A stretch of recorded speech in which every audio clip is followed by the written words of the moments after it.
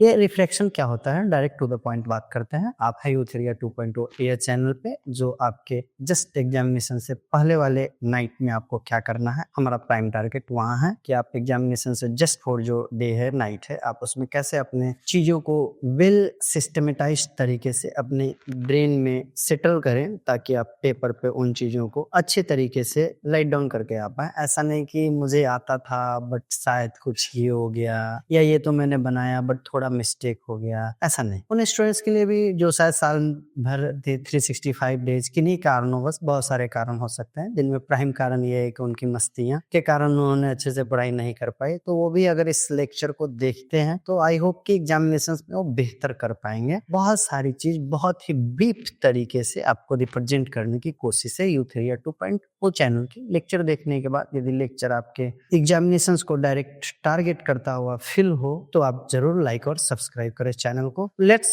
See the today's topic, refraction of light. When light is allowed to travel from one medium to another medium, बहुत ध्यान से समझेंगे। जब किसी light को एक मीडियम से दूसरे मीडियम में ट्रेवल करने की स्वतंत्रता, फ्रीडम होती है, तो क्या लाइट जैसे आ रहा है उसी तरीके से दूसरे मीडियम में चला जाएगा। मीडियम बहुत क्लियर है। सपोज कीजिए कि ये ऊपर है एयर और ये नीचे वाटर है। एक लाइट रे एयर से आ रहा था, ये जो यहाँ पे कंबाइंड सरफेस है एयर और वाटर का, तो एयर से जो लाइट रे आ रहे हैं वो लाइट रे वाटर में एंट्री कर रहे हैं, तो क्या वो जिस पाथ पे आ रहे थे उसी पाथ से इंटर कर जाएंगे? ऐसा हो पाएगा क्या? यदि ऐसा हो पाता तो हम इसको कोई स्पेशल नेचुरल फिनोमेनन के अंतर्गत डिफाइन नहीं कर रहे होते। ऐसा बिल्कुल नहीं होता है। ये लाइट रे अपने ओरिजिनल पाथ से डेविएट कर जाते हैं और कुछ इस तरीके से अपने नए पाथ पे ट्रेवल करते हैं। इसको समझने का तरीका ऐसा है,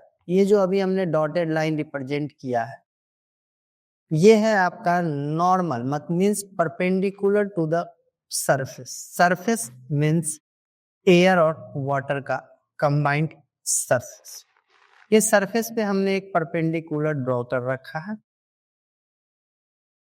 परपेंडिकुलर जिस पॉइंट पे है उसी पॉइंट पे हमने एक इंसिडेंट लाइट रे को फॉल कराया है, और हमारा एक्सपेक्टेशन ये था कि वो लाइट रे अपने ओरिजिनल पाथ पे चला जाए, बट ऐसा नहीं हुआ। वो लाइट रे अपने ओरिजिनल पाथ से डेविएट कर गया। ये बात की मामला होगी कि डेविएशन इस साइड होगा या इस side, means towards the normal और अवे फ्रॉम द नॉर्मल। बच्चों तीन बात याद रखिए।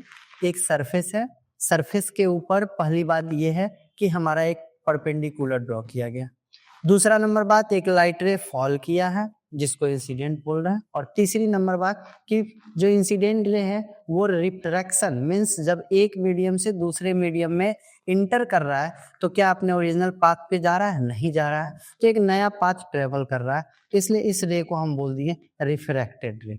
हमने बोला सबसे पहला बात इंसिडेंट रे है हमारे पास, दूसरा नंबर बात नॉर्मल टू द प्लेन है, नॉर्मल टू द प्लेन है, और तीसरा नंबर बात हमारे पास रिफ्रैक्टेड रे। ये तीनों बात को आप एकदम अच्छे तरीके से समझ जाइए, इसी तीनों पे पूरा गेम चलने वाला है। तो when light ray is allowed, light ray को जब अलाउ किया गया to travel from one medium to another medium, एक मीडियम से दूसरे मीडियम में जाने के लिए, तो ये क्या किया, अपने ओरिजिनल पाथ से deviated from its original path. This phenomenon is defined as refraction. Hopefully आप नोट डाउन कर लिए होंगे चीजों को, नहीं किए तो वीडियो को पॉज करके कीजिए। ये था रिफ्रैक्शन समझने का सबसे बेहतरीन तरीका। अब ऐसा क्यों हुआ? एक तो है कि ऐसा हो रहा है, ये नेचुरल फिनोमेनन है, रिफ्रैक्शन ऑफ लाइट। तो हमने उसको डिफाइन कर लिया कि ये जो नेचर में घटित हो रही है वो क्या घटित हो रही है। तो लाइट रे एक मीडियम से दूसरे मीडियम में ट्रेवल किया, अपने ओरिजिनल पाथ से डेविएट कर गया, तो उस फिनोमेनन को हमने रिफ्रैक्शन ऑफ लाइट कहा। क्यों हो रही है, व्हाट देन व्हाई, क्या है ये समझ गए। अब व्हाई क्यों हो रहा है वो समझेंगे, फिर हाउ कैसे हो रहा है, ये सारी बातें आएंगी। व्हाट व्हाई हाउ, यही तीन स्टेप है, तीन वर्ड है किसी भी चीज को समझने का। ऐसा इसलिए हो रहा है बच्चों कि ये लाइट रे जो एयर में ट्रेवल कर रही थी, तो एयर जो मीडियम है उसके जो मॉलिक्यूल्स हैं वो काफी दूर दूर या काफी पास पास हो सकते हैं।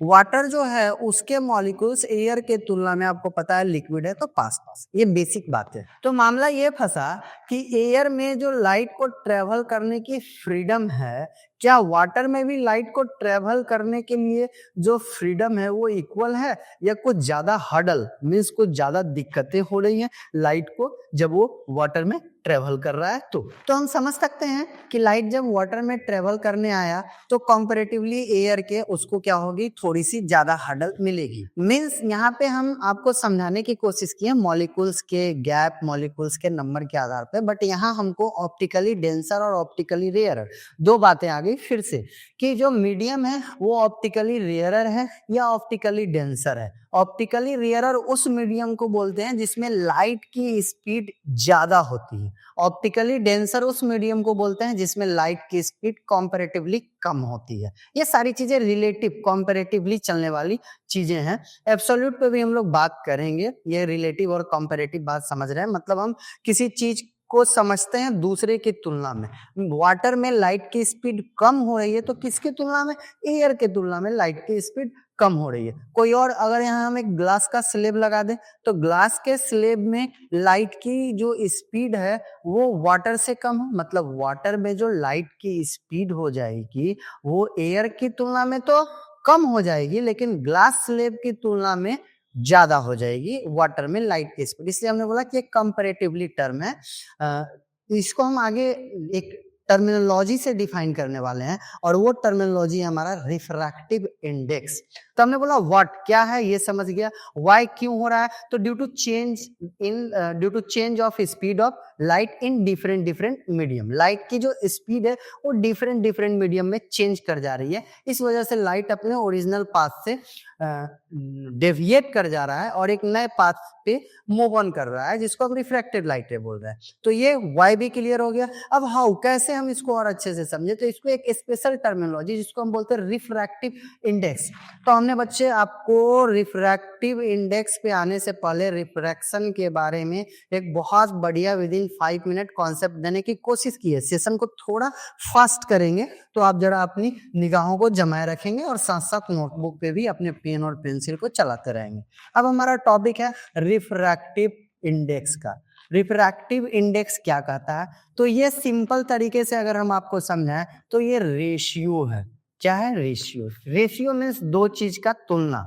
तो रेशियो स्पीड ऑफ लाइट का है, मतलब यदि मुझे रिफ्रैक्टिव इंडेक्स को रिप्रेजेंट करते हैं, हम मान लेते हैं एन से, तो रिफ्रैक्टिव इंडेक्स यदि मुझे निकालना है, एयर का रिफ्रैक्टिव इंडेक्स निकालना है, इन टर्म्स ऑफ वैक्यूम निकालना है, तो हम बोलते हैं स्पीड ऑफ लाइट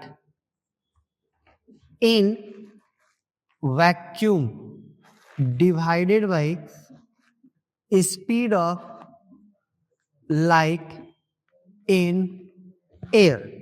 ये हो गया हमारा refractive index of air in with respect to vacuum. क्या बोलेंगे इसको हम, refractive index of air with respect to vacuum. हमने ये भी बता दिया कि इस सिंबल को हम पढ़ेंगे कैसे। इसका मीनिंग क्या है कि रिफ्रैक्टिव इंडेक्स किसका निकाला जा रहा है, एयर का निकाला जा रहा है वैक्यूम के तुलना में। क्यों निकाला जा रहा है, तो मुझे ये पता करना है कि लाइट की स्पीड एयर में वैक्यूम से ज्यादा होती है या कम होती है। ये हम लोग जानते भी हैं कि लाइट की स्पीड वैक्यूम में सबसे ज्यादा होती है, 3 × 10⁸ मीटर पर सेकेंड, तो एयर में उससे कम होगी। बट हम अपने कॉन्वेनियंस के लिए एयर में लाइट की स्पीड को उतना ही कंसीडर कर लेते हैं जितना कि हमने वैक्यूम में कंसीडर कर रखा है, कैलकुलेट कर रखा है। अब यहाँ पे क्या है कि रिफ्रैक्टिव इंडेक्स हम एयर का वाटर के रिस्पेक्ट में भी निकाल सकते हैं। तो अगर वाटर के रिस्पेक्ट में निकालना किसका है, एयर का निकालना, तो speed of light in water divided by speed of light in air, speed of light in air. Done हो गई बात। जिसका निकालना है रिफ्रैक्टिव इंडेक्स, मींस एयर का पता करना है। रिफ्रैक्टिव इंडेक्स निकालना क्यों है? तो रिफ्रैक्टिव इंडेक्स एक टर्मिनोलॉजी है जिसका वैल्यू मुझे ये बताएगा कि कोई मीडियम, हम यहाँ रिफ्रैक्ट, ये एक ऐसा टॉपिक है जो इतना आसान है कि मैं आपसे चर्चा नहीं करना चाह रहा हूं, बट ये बच्चों के लिए इतना भारी है कि मैं उन एजुकेटरों से मेरी ये गुजारिश भी होगी कि आप इसको पहले डिटेल अपने हिसाब से समझें, और समझने से ज्यादा जरूरी है कि बच्चों को कैसे समझाना है ये बात आप समझने की कोशिश करें। चलिए मैं देखता हूं ये कितनी आसान तरीके से समझने लायक बात है कि रिफ्रैक्टिव इंडेक्स हमारे डे टू डे लाइफ में कैसे यूज है। फॉर्मूला की बात और उसके डेफिनेशन की बात मैं नहीं कर रहा हूं। रिफ्रैक्टिव इंडेक्स मुझे ये बात बताएगा कि किसी मीडियम में लाइट की स्पीड ज्यादा होगी या कम होगी दूसरे मीडियम की तुलना में। मीन्स ये हो गया, आप इसको यहाँ आप समझें कि रिफ्रैक्टिव इंडेक्स एयर का वाटर के तुलना में निकाल रहे हैं। तो क्यों निकाल रहे हैं? इसलिए निकाल रहे हैं कि हम ये पता कर पाए कि रिफ्रैक्टिव इंडेक्स की माध्यम से लाइट एयर में ज्यादा फास्ट ट्रेवल करेगा या वाटर में ज्यादा फास्ट ट्रेवल करेगा, ये बात यहाँ पता चलेगी। तो जैसा आप लोग अपने बुक में देखेंगे कि रिफ्रैक्टिव इंडेक्स डायमंड का, किसका? डायमंड का 2.42 सबसे ज्यादा है। ठीक है, आप याद भी करके रखें। अब इसका मतलब क्या है? इसका मतलब ये है कि डायमंड का रिफ्रैक्टिव इंडेक्स सबसे ज्यादा, मींस डायमंड मोर ऑप्टिकल डेंसर है, ये बहुत ऑप्टिकल डेंसर मीडियम है। और अभी हमने पहले बताया था कि जो भी मीडियम ऑप्टिकली डेंसर होते हैं उसमें लाइट की स्पीड कम होती है, उसमें रिफ्रैक्शन के घटित होने की जो डेविएशन होगा दूसरे मीडियम के तुलना में वो काफी ज्यादा होगा। और कभी कभी तो आप आगे पढ़ेंगे TIR जैसी घटना हो जाती है, टोटल इंटरनल रिफ्लेक्शन की बातें आने लगती हैं। ये सब आगे के पड़ाव में आएंगे, इसी लेक्चर के अगले सीरीज में आएंगे, इस लेक्चर के लास्ट पार्ट में भी आएंगे।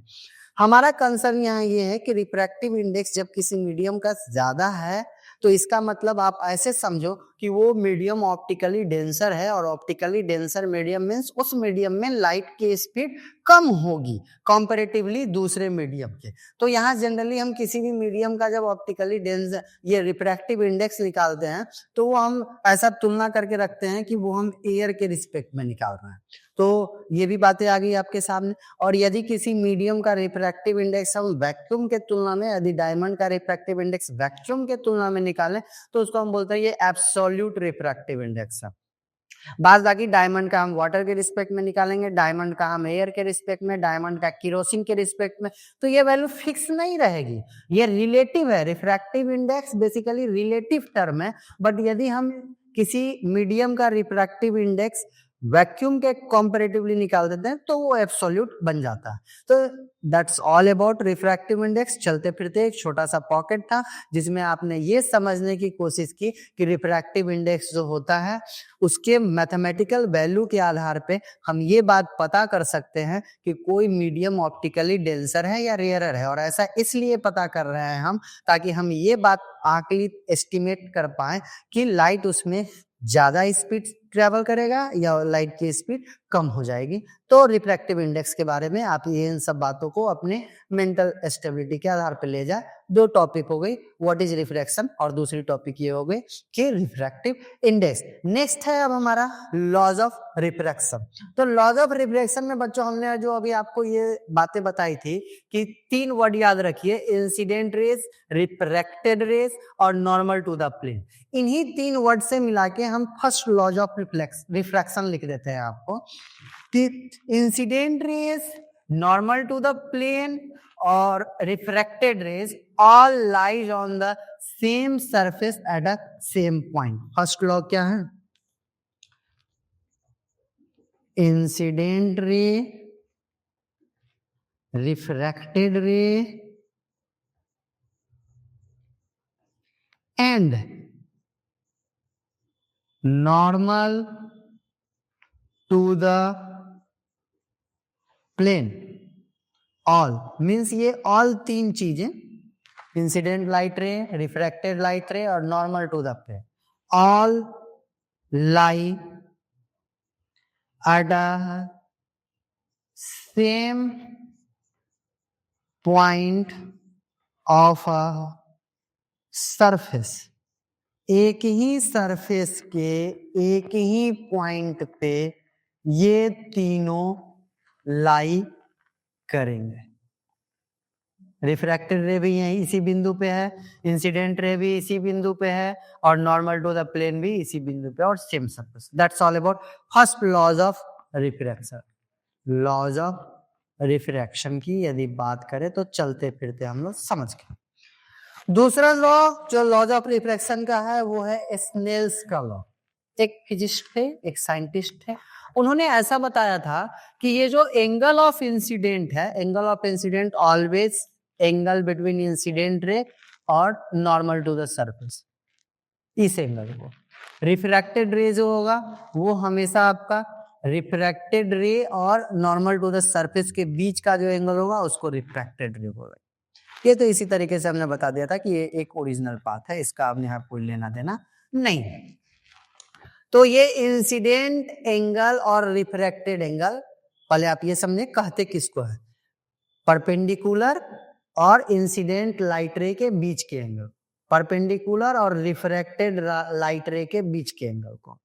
तो दूसरा जो लॉ है, लॉ ऑफ रिफ्रैक्शन, जिसको हम स्नेल्स लॉ भी बोलते हैं, उसमें यह बताया गया कि sine i by sine r always constant होगा।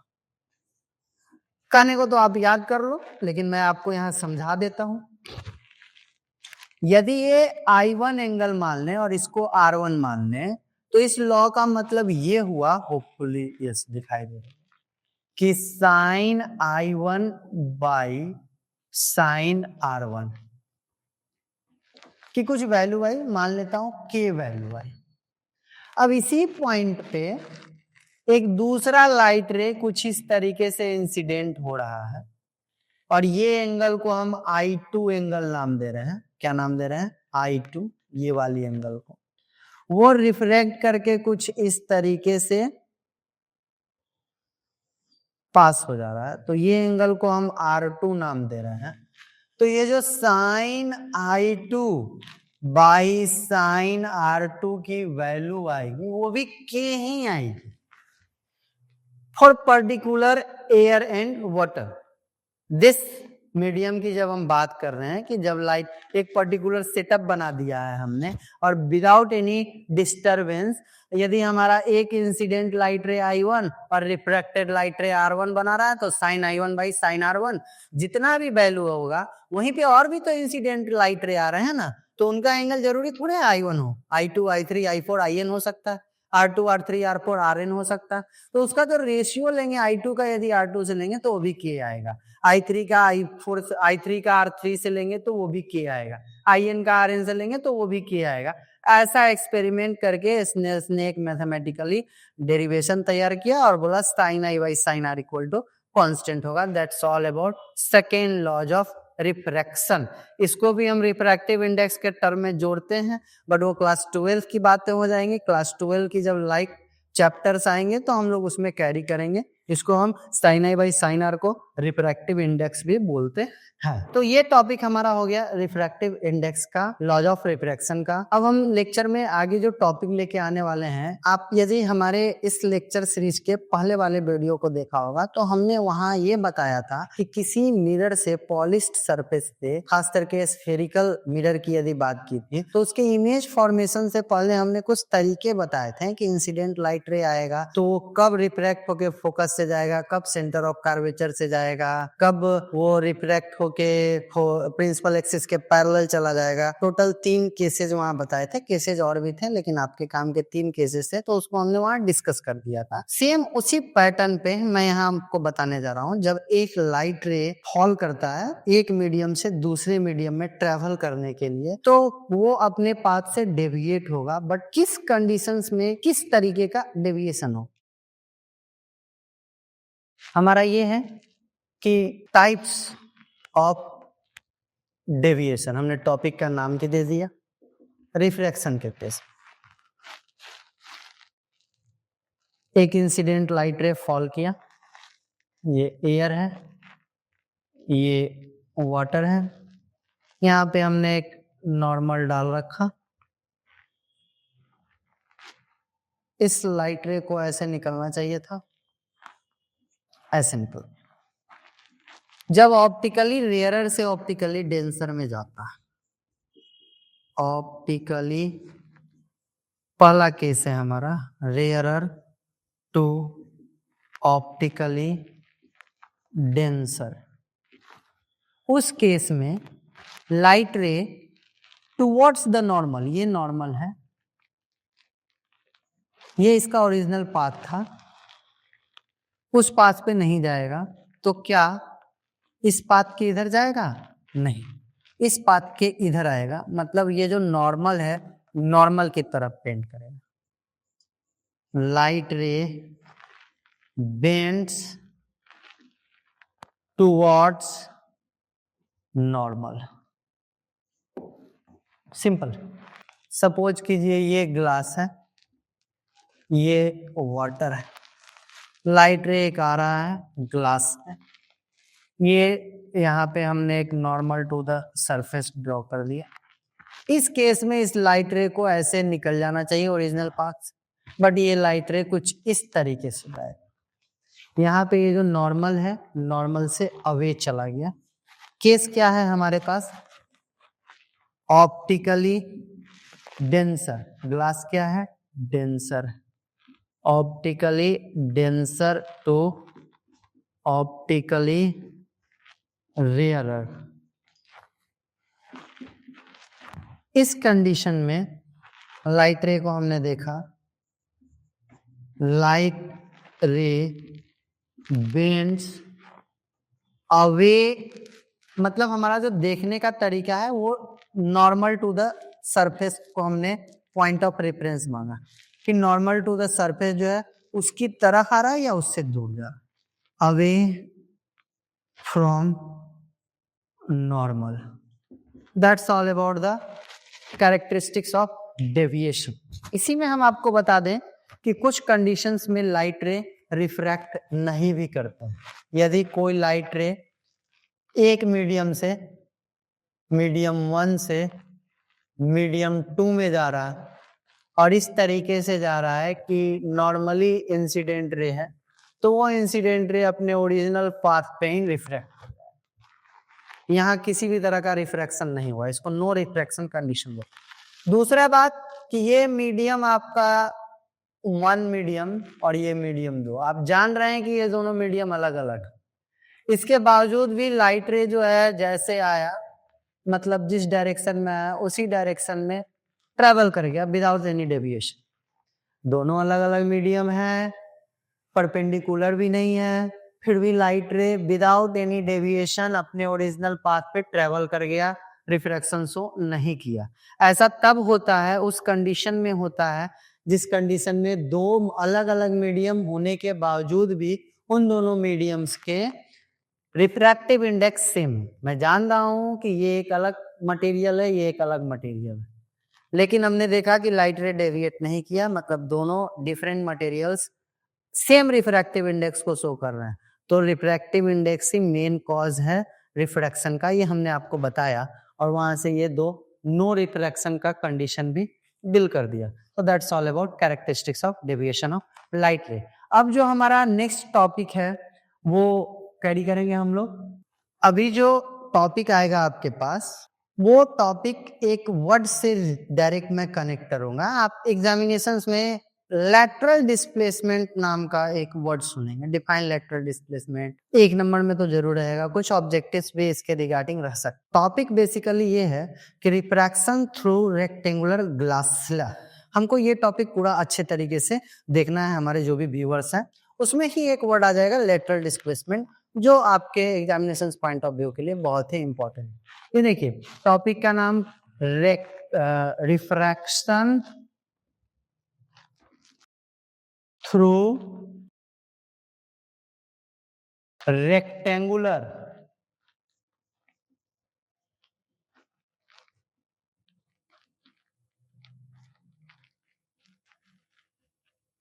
Glass slab.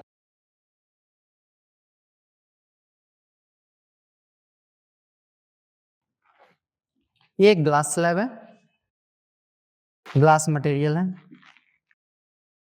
ये एयर है, इसके बाहर भी एयर कर दे, ऑर्डर भी कर सकते हैं कुछ, उससे बात हम। ये एक लाइट रे है, इंसिडेंट हुआ, जिस पॉइंट पे इंसिडेंट किया यहाँ normal to the surface, normal to the plane draw कर दिया। एयर से ग्लास में इन कर रहा है, ग्लास ऑप्टिकली डेंसर है, टुवर्ड्स द मीडियम, मीन्स इसका ओरिजिनल पाथ कुछ इस तरीके का था, ऐसा था। अगर ये इंसिडेंट लाइट रे विदाउट एनी रिफ्लेक्शन ट्रेवल करता तो इसका जो ओरिजिनल पाथ था वो बिल्कुल ऐसा चला जाता, बट ये फर्स्ट स्टेज में एयर से ग्लास में इंटर किया तो रिफ्रैक्ट हो गया और टुवर्ड्स द नॉर्मल, ये नॉर्मल के और बेंड किया। सेकेंड स्टेज में अब ये ग्लास से वाटर में एंट्री कर रहा है तो इसका ओरिजिनल पाथ कुछ इस तरीके का होगा, इस पे नहीं करके ये अपने नॉर्मल से अवे। तो हमने इनपुट लाइट रे ये डाला था इंसिडेंट लाइट रे, और इमरजेंट, यहाँ इसका नाम हम इमरजेंट डाल दे रहे हैं क्योंकि दो बार रिफ्लेक्ट कर गया है, ये भी एक रिफ्लेक्टेड लाइट रे है और ये भी एक रिफ्लेक्टेड लाइट रे है, तो इसलिए हमने यहाँ पे एक नया टर्मिनोलॉजी इस्तेमाल कर दिया, इमरजेंट। इमरजेंट रे, ये इंसिडेंट लाइट रे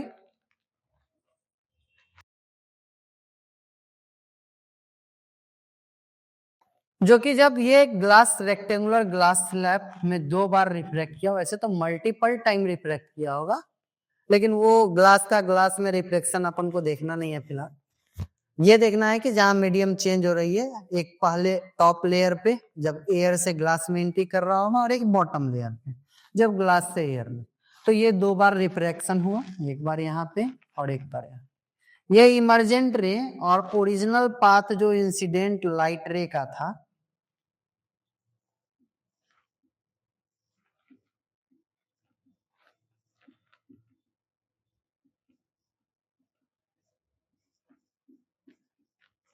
ये दोनों एक दूसरे के पैरेलल हो जाएंगे और इनके बीच का जो ये डिस्टेंस होगा उस डिस्टेंस को ही हम लैटरल डिस्प्लेसमेंट बोलेंगे,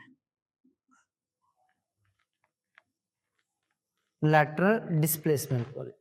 तो हमने जैसा इसी वर्ड से इस टॉपिक को शुरू किया, चलते फिरते हम लोग लैटरल डिस्प्लेसमेंट को डिफाइन करें, अपने हिसाब से डिफाइन करें तो कैसे करते हैं। When incident light ray refracted through rectangular glass slab, then refraction takes place at two times. Refraction दो बार हो रही है. After final refraction, we get emergent light ray, which is parallel to the path of original incident light ray.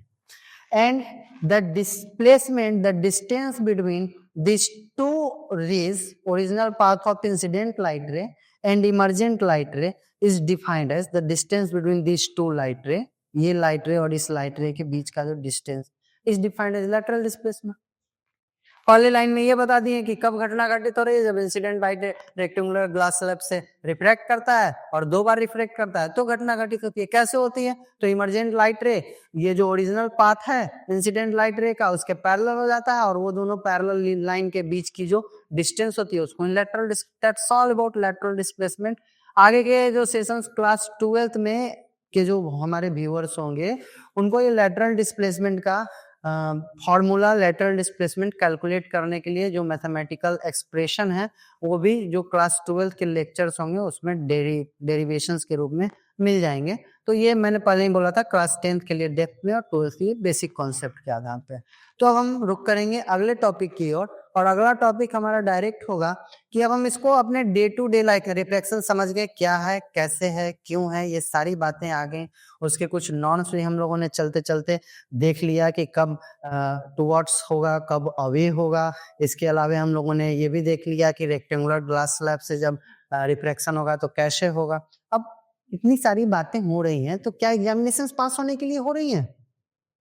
Hopefully आपको लगेगा yes, but ऐसा नहीं है। ये हमारे कहीं ना कहीं science day to day life में हमको कैसे ईज ऑफ लिविंग, हमारा जो स्टैंडर्ड ऑफ लाइफ है वो कैसे बेहतरीन हो और इजी हो, उसको डेवलप करने के लिए हम साइंस और स्पेशली फिजिक्स पढ़ते हैं। तो हम लोग देखेंगे कि इसके आधार पे कैसे एक लेंस का कॉन्सेप्ट आया, लेंस से कैसे लाइट रे को रिफ्रैक्ट कराया गया, उसके क्या क्या केसेज हैं, कितने तरह के लेंस हैं, 2 तरह के लेंस है, convex lens, concave lens. Convex lens से लाइट रे जब रिफ्रैक्ट करता है तो क्या क्या घटनाएं घटित होती हैं, कैसे इमेज का फॉर्मेशन होता है। फिर हम यूजेज ऑफ लेंस समझेंगे, लेंस फॉर्मूला समझेंगे बहुत छोटे से। एक दूसरा इसका पार्ट भी लेक्चर अटैच होगा जिसमें आप उन सब बातों को देखेंगे। तो विद दिस आज के लेक्चर में जुड़े रहने के लिए आपका तहे दिल से शुक्रिया। आप यूथेरिया 2.0 एयर चैनल की मदद से अपने एग्जामिनेशंस की प्रिपरेशन करें, यही हमारी शुभकामनाएं हैं। आपकी भी कुछ जिम्मेवारी है, लाइक करना, सब्सक्राइब करना, अपने फ्रेंड्स को शेयर करना, तो ये आप उम्मीद करते हैं आप करेंगे। Thank you, tata, bye bye.